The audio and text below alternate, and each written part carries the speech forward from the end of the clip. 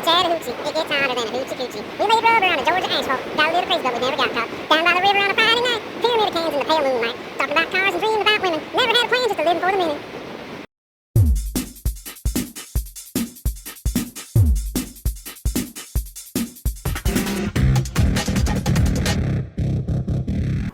Trying out a new view, so please ignore my rolled up pants and poor choice in riding foot gear.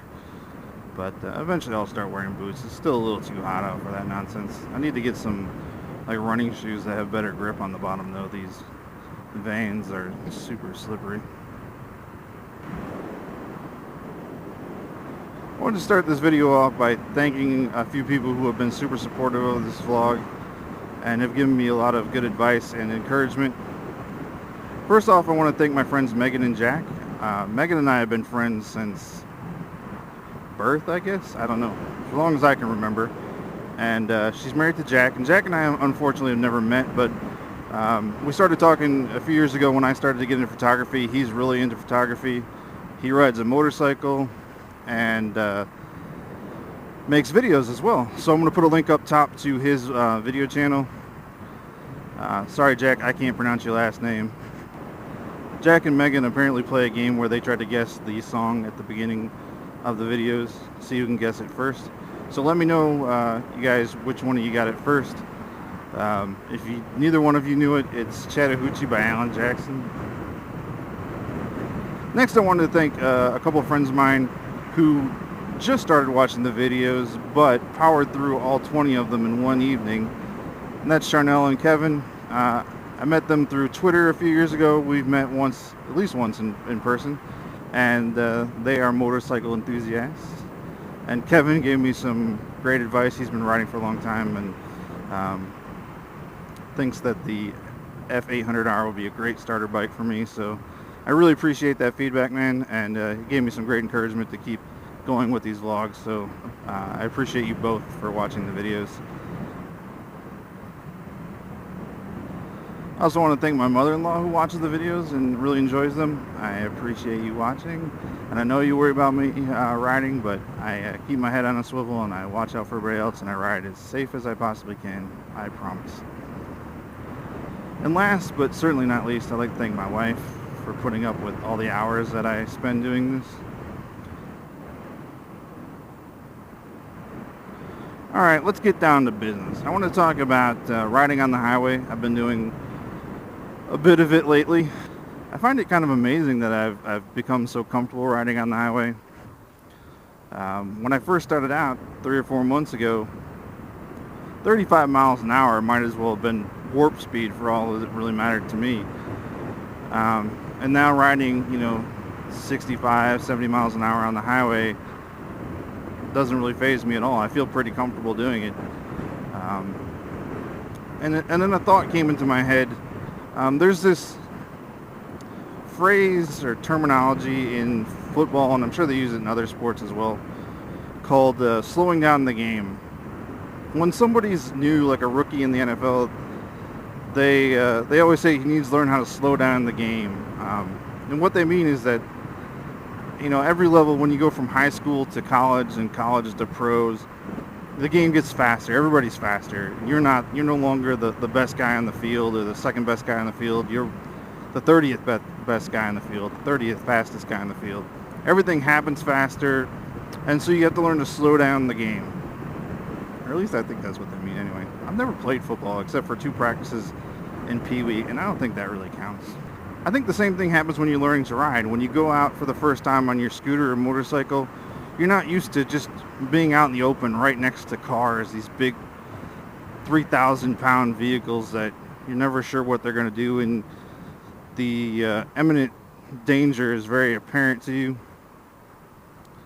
And the scooter or motorcycle, it handles different. It feels different than a car. You have to lean into curves. You're not quite sure about reading the road yet, where you should be on the road, how much time does it take to stop, how fast does it accelerate, can I pull out in front of this car and make the turn, oh, there's people behind me, I'm holding them up, which is where I stuck to my guns when it comes to riding your own ride, right?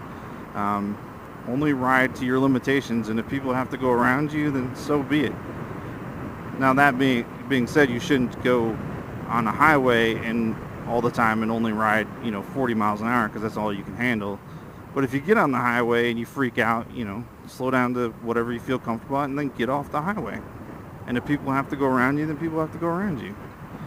But you got to do whatever is the safest for you and whatever you feel comfortable with. Sorry.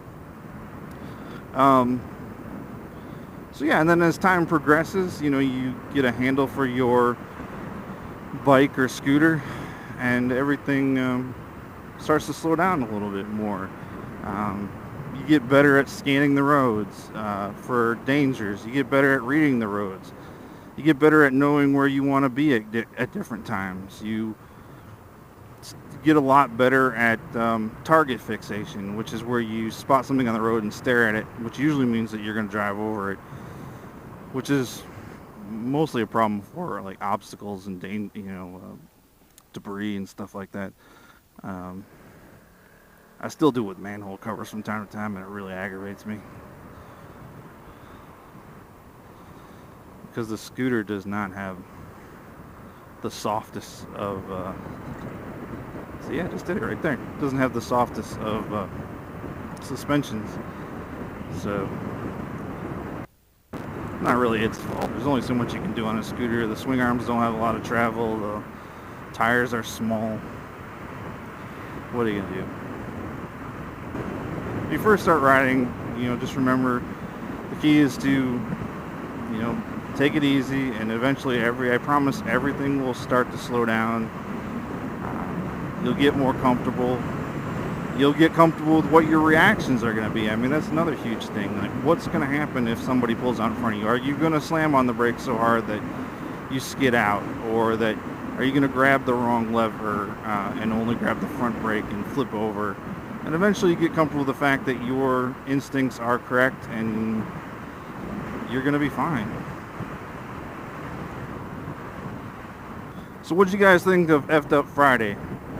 Apparently all I have to do is put the word short skirt in the title and I get 40 views. It's pretty impressive. I'm super excited about that. But it was super cool that a lot of people watched. I'm not sure if it's because of the title or because it was the first Effed Up Friday or because I posted it on Modern Vespa for the first time. But whatever it was, I am super happy that I got almost 40 views as of the time I'm recording this. So let me know if you liked Effed Up Friday. Leave me a comment below or hit me up somewhere. I'm definitely going to do it again next week. I already got 3 or 4 clips from Friday. Yep, it was that good of a day.